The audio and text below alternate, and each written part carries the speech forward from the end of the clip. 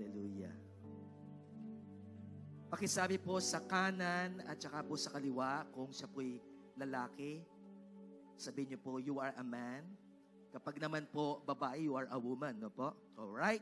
You are a man or a woman after God's own heart. Minsan pa po, you are a man or woman after God's own heart. Yan po ang kailangan po natin sa ating pong panahon ngayon. Meron po tayong dalawang ipagpipray ngayon, yung pong ating unshakable evangelism, yung ating BEST, at saka po yung unshakable prayer. Pero bago po tayo manalangin, it is very important that we need to understand na ang Panginoon po ay nagtatayo, nag-establish po siya ng mga man and woman after God's own heart. Kung babasahin po natin ang Bible, first time na binanggit po yung man after God's own heart, doon po sa 1 Samuel chapter 13, noong nagkasala na po si Saul at nakahanap ang Panginoon.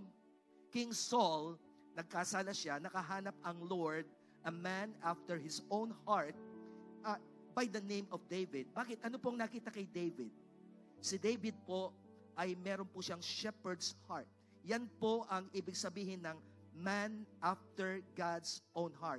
Meron kang shepherd's heart. Kaya ang tawag natin sa Panginoon, the Lord is our shepherd and we shall not want. Iba po kasi ang tao pong meron pong shepherd's heart. Diba? Si David, yung pong mga tupa niya, kapag po kinakain po ng leon po yan, anong gagawin niya? Bubuksan po niya yung bunganga po ng leon at kukunin po niya yung tupa, hindi pwede ito, at papatayin po niya yung pong leon. Ganoon po yung klase ng damdamin na meron po si David. At iyon ang nakita ng Panginoon kay David. That's the reason why pinalitan po natin yung pong pangalan po ng ating training materials na Shepherd's Class. Kasi lahat ng mga taga-Christ in you, dapat maging shepherds sila. Meron silang shepherd's heart. Meron po tayong babasahin po dito po sa Matthew chapter 9 verse 35 to 38. Pakibasa po natin ng malakas. Jesus traveled through all the towns and villages of that area, teaching in the synagogues and announcing the good news about the kingdom. And he healed every kind of disease and illness. When he saw the crowds, he had compassion on them because they were confused and helpless, like sheep without a shepherd. And he said to his disciples, the harvest is great, but the workers are few. So pray to the Lord who is in charge of the harvest. Ask him to send more workers into his fields. Ang pinaka-bottom line po dito kung bakit po yan ay naisulat patungkol po sa isa pong shepherd, meron po siyang compassion. Sabihin natin malakas, compassion. Kaya sa ating pong pagpipray, sa dalawa po, ano po yung dalawang pagpipray natin? Yung pong unshakable evangelism, tsaka po yung unshakable prayer, dapat magkaroon ka muna ng unshakable compassion. Sigaw po natin na malakas. 1, 2, 3. Mas malakas po. Kapag sinabi pong unshakable compassion, unang-una, meron kang seeing compassion. Meron kang ibang nakikita. Ang ating Panginoon, nung nakita po niya yung crowds, ano sabi niya? When He saw the crowds, He felt compassion on them because they are like sheep without a shepherd. Ibang tumingin ang isa pong may shepherd's heart. Every time natitignan niya yung tao, sila po ay mga taong walang pastol. Kaya kailangan nila ng isang taong mag-guide sa kanila. Ganoon po yan. Pangalawa po ay meron tayong seeking compassion. Hinahanap natin ang mga nawawala. Nagbigay ng example ang Panginoon, iiwanan yung 99 ng isang may puso, ng isang pastol, hahanapin niya yung isang nawawala. Because if we have that compassion, meron tayong seeking compassion. Sino po narito hindi nyo hahayaan na isa man miyembro ng pamilya, hindi siya maligtas? gusto natin silang lahat ay maligtas. Kaya hahanapin po natin sila saan man sila naroon. Pati po yung mga kaibigan natin, kapag tapos na tayo sa ating family, yung po mga mahal natin sa buhay, mga kaibigan natin, we will seek them. Kaya nga ang Panginoon, He went through all the towns and villages. Anong ginagawa niya? Hinahanap niya ang mga nawawala. Sila po ay pinapagaling at pinaproclaim ang gospel sa kanila. Pangatlo po is saving compassion. Hindi tayo papayag na hindi po maligtas yung mga hinahanap natin. Kaya ang ating Panginoon, sabi niya, the harvest is plentiful, but the workers are few. Kaya let's pray that the Lord will send more laborers. Why? So that the harvest will be saved. Hindi ahayaan ng Lord na hindi po maligtas yung pong maraming tao. Ganyan po ang compassion ng isa pong tao na meron pong shepherd's heart. And lastly, gusto ko pong idagdag ito sa ating pong BEST. Meron po tayong sharing compassion. Nang ibig sabihin nito, we share what we have because we need to establish relationship to people. And after that, we look at their needs. We supply the felt needs of these people. Para po sa pag-share po natin kung anong meron po tayo, ma-connect po natin sila una sa Panginoon, ma-connect natin sa care group, ma-connect po natin sa church, at ma-connect po natin sa cause natin na sila rin ay magpapagamit sa Panginoon to be a shepherd for Him. Ready na po ba kayong mag-pray? Ako po ba'y may kausap? Uulitin ko, ready na po ba kayong mag-pray? Pwede po ba tayong tumayo? Hallelujah. At pakisabi ulit sa katabi mo, you are a shepherd. Isa pong iingatan po natin na dapat hindi mawala yung ating compassion. Dapat unshakable po ito. Kaya kapag ikaw ay lalabas mamaya, iba yung tingin mo sa tao.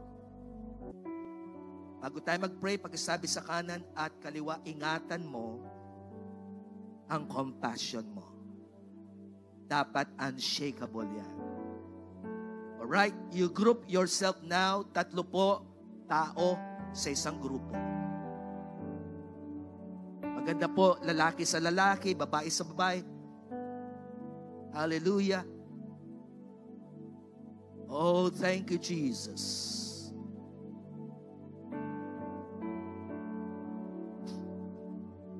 Kung nakagrupo na po kayo, if you are praying in the Spirit, let's begin to pray in the Spirit. Hindi po madali ang ating ginagawa. Warfare starts in prayer.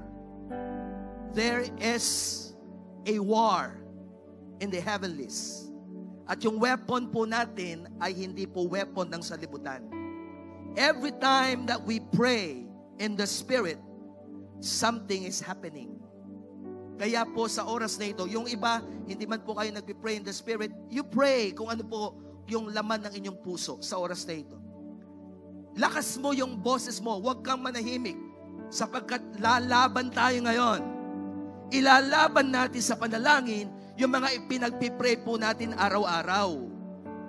Okay? Ilalaban natin, we will fight for the destiny of these people that we've been praying for every day. Let's begin praying right now.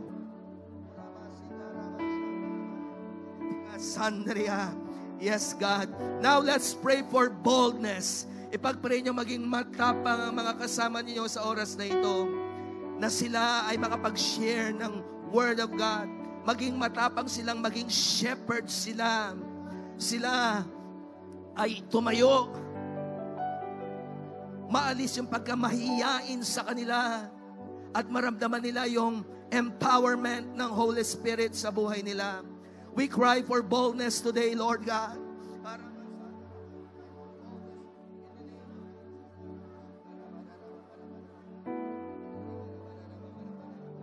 Yes, God. Yes, Lord. Yes, Lord. Ngayon po ay ipag-pray natin lahat ng mga pinagpipray po natin araw-araw na sila po ay maligtas. Let us rebuke that spirit of blindness. yung spiritual blindness. And let's pray for the gift of repentance. Huwag kang papayag na hindi ma-born again. Yung mga pinagpipray natin araw-araw. Let's pray for one another. Let us unite today, agreeing na yung mga kapartner po natin ma-born again, yung mga mahal nila sa buhay.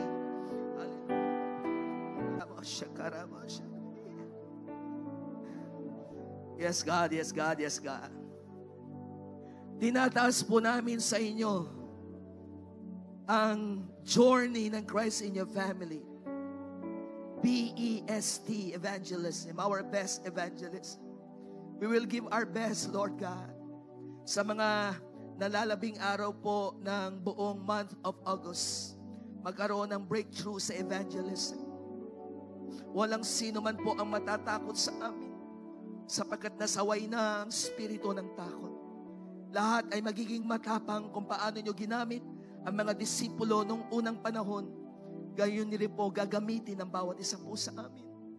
At lalo kaming magiging marubdob sa panalangin sa tuwing nagkakatipon ng mga disipulo para manalangin.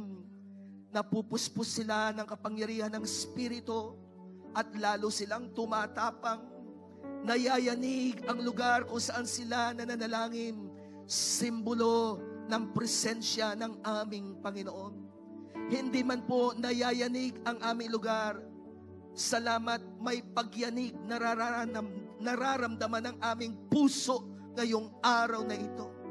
There is a shaking happening inside our hearts na hindi po kami mapakali hanggat hindi namin gagawin ang iyong kalooban. Keep on shaking our hearts, Lord God.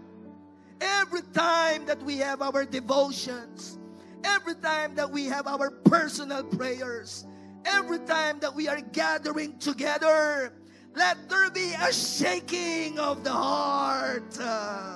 Yung hindi kami mapalagay hanggat hindi namin gagawin ang step by step na ipapagawa niyo po sa amin.